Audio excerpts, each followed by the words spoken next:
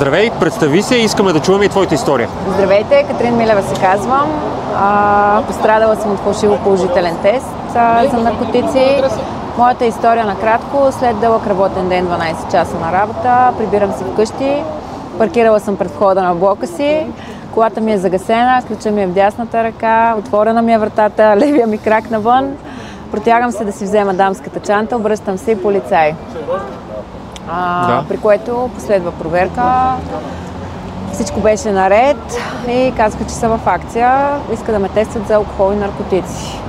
Съгласих се, тъй като бях убедена в себе си, че нито съм употребявала, нито съм пила, нито по някакъв... Аз по принцип живея здравословно, храня се здравословно, не пия алкохол. Тестваха ме за алкохол, показа 0 промила, след което за наркотици излезе други опиати. Първоначално си помислих, че е шега, но впоследствие се оказа, че не. След 2 часа седене до колата ме откараха като най-големия престъпник с буркани в патрулката към ВМА да дам кръвна проба по мое желание. Дадох си кръвната проба и последва арест 24 часа, който беше в моя случай брутален, тъй като след като така хубаво те събличат гол, проверяват дали нямаш нещо по себе си. С голямо извинение казвам, че аз бях и неразположена, като всяка нормална жена, и гледката беше отвратителна. Но поне да уточним, че жени бяха с тебе, нали? Жени бяха с мен, да. 2 жени имаше. Свалиха ми връзки на обувки, ластици за коса, абсолютно всичко. И така последва първото ми влизане в първата килия, всъщност, тъй като при мен бяха 2. Първата беше отвратителна, мрачна, тъмна, мръсна, гнусна, с едно метално легло и един тракащ часовник срещу мен, което мен ме докара в първите секунди до някакъв ужас. Не мога да повярвам, въздух не ти стига от това, че си заключен някъде на такова смърдящо гадно място. Имаше един млад полицай, благодарение на който видя, че всъщност не се чувствам много добре от тази ситуация и ме преместиха в друга килия. Разликата беше, че тя беше светла, имаше осветление.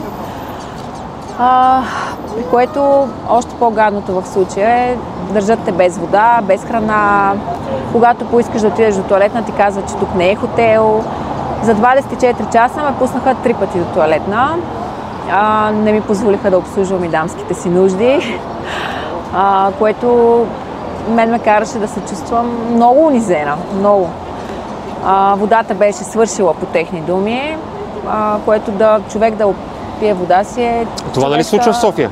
Да, в София се случва. Кое е районното? Не искам да го споменавам районното, защото, така да кажа, доста близо живея до него и не искам да... Добре, приемам това, не се притеснявай.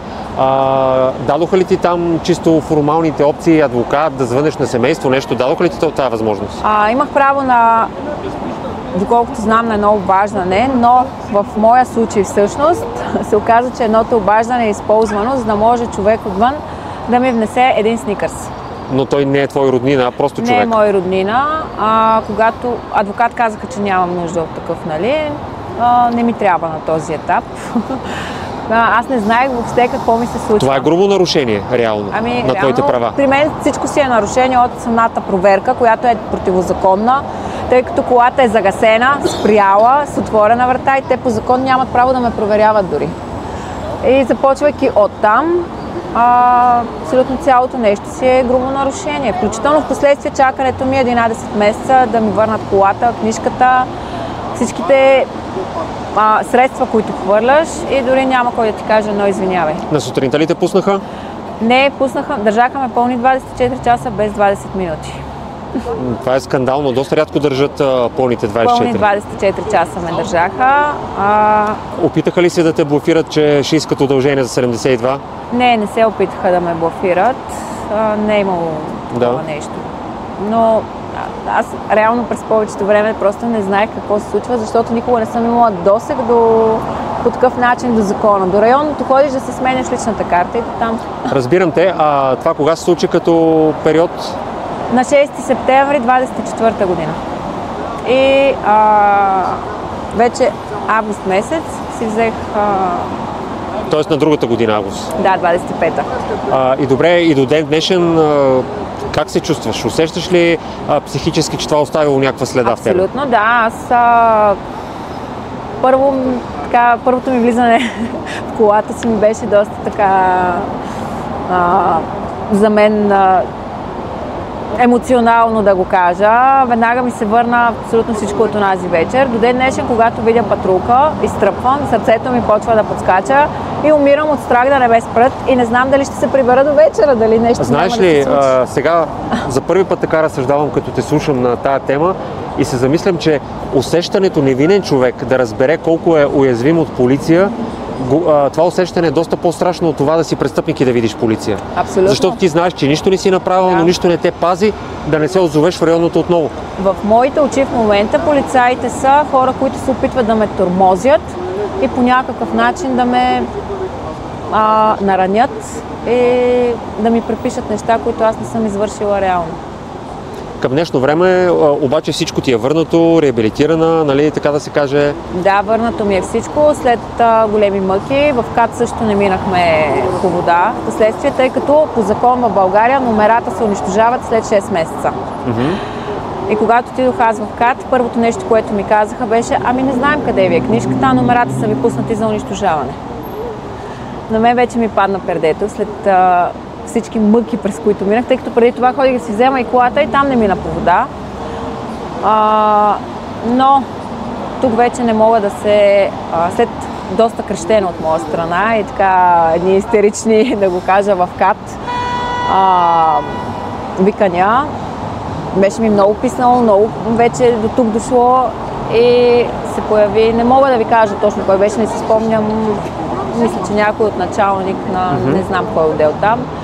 Той ми съдейства с номерата на колата, както и ми обясни къде е книжката ми, която не беше в КАТ София. Не знаем защо я бяха изпратили в съвсем друг град, който аз се водя по адрес в София, живея в София, колата е регистрирана в София. Имало ли си случай, както каза и другия човек, случайно спирани да се окаже, че с този код 6 ти съществуваш там в някакви регистри? Да, имах случай след това. Два пъти ме Може спираха. да споделиш? Двата пъти минаха безпроблемно. Единия път дори направиха си рутинната проверка. Те ме бяха виждали вече покрай тези случаи полицаите. Но наистина двата случая минах така безпроблемно, не съм имала някакви. Може би най-фрапантният ми случай, и то без нищо да ми се случило, просто може би паниката, аз го отдавам. Пак така, вече взела съм си колата преди 2-3 седмици, че беше, прибирам се от работа, виждам патрулка зад себе си в огледалото и на мен вече главата ми е изтръпнала, всичко ми е, страх в мен се поражда и ужас. Пак съм отново пред блока ми, часа е горе-долу същия като случая, патрулката зад мен и в този момент целият ужас ми се върна. Не можех да дишам, краката ми трепереха, ръцете ми се бяха. Просто не, че нещо са ми направили, но виждайки същото място, същата патрулка, същото... Флешбек към онова време. Абсолютно и категорично. И това ме извади от обувките ми направо. Може би ми трябваха около 40 минути спряла на аварийки на тротуара да се съвзема, за да мога да паркирам колата си някъде. Реално полицията може да поболее невинни хора. Да, то не е само мен, както и семейството ми. Те минаха много тежко през това. Подкрепиха ме, за което им благодаря страшно много, но за тях също си беше репресия, също си беше по някакъв начин това за моя баща да чуя, че дъщеря му е наркоманка. Разбирате сам, че не е приятно. В работата ми също, които отново ме подкрепиха, благодаря на моите работодатели, но въпреки това, явявайки се на работа аз всъщност на следващия ден трябваше да бъда на работа, след като ме арестуваха, не отидох на работа и обяснявайки им после истината, защо не съм отишла на работа, не те гледат със същите очи колегите. И те злоупотребяват така горе-долу. Но не мога да се оплача от работа, получих пълна подкрепа от тях, но въпреки това ти си ходиш с един етикет на челото. Абсолютно си права, знам за какво говориш. Просто ние сме в такова общество, че дори погрешка да те видят, да ти изкарват с белезници, да те арестуват, някой да пусне слух, край. Абсолютно край. Например, моята кола тъй като живея доста близко до районното, което ми се случи това нещо. Моята кола просто я свалиха от горната улица, долната улица и всичките ми съседи гледаха 3 месеца, тъй като последствия преместиха. 3 месеца колата ми запечатана с прокурорска заповед, етикети някакви и вече целият квартал едва ли не, аз съм някакъв престъпник, нали? Спира да те поздравяват. Сега малко за да така да разчупиме сериозното настроение, ще ти кажа, че ако някога ме ядосаш, ще ти отмъста като дойда целия с хирургически такива ръкавици, четки, куфарче и ще питам къде точно живееш, за да натъркам всичко по вратата ти, по пощенската ти кутия. Така че съседите ти искам да видя как реагират ти на това. Добре, благодаря ти. Ние продължаваме да следим казуса и трябва да нанесеме промяна към този абсурд, нали така? Абсолютно промяна, тъй като това е... Това си е насилие над граждани, така мога да кажа, тъй като аз се чувствам ограбена. Ограбиха ми колата, ограбиха ми вещите, времето, ограбиха ми ресурси, пари, всичко, емоции и се чувствам ограбена от цялото нещо. Всеки ден към мене се обръщат хора, как дилърите се разхождат като уважавани личности и се подкрепени от полицията по техни думи. Аз все още не вярвам в това, но наистина се разхождат свободно с скъпи коли, а хора като вас заради някакви грешки започват да треперят и им се обърква целия живот. Реално е така. Един от поредните български абсурди. Добре, благодаря ти и аз благодаря. Да, успех!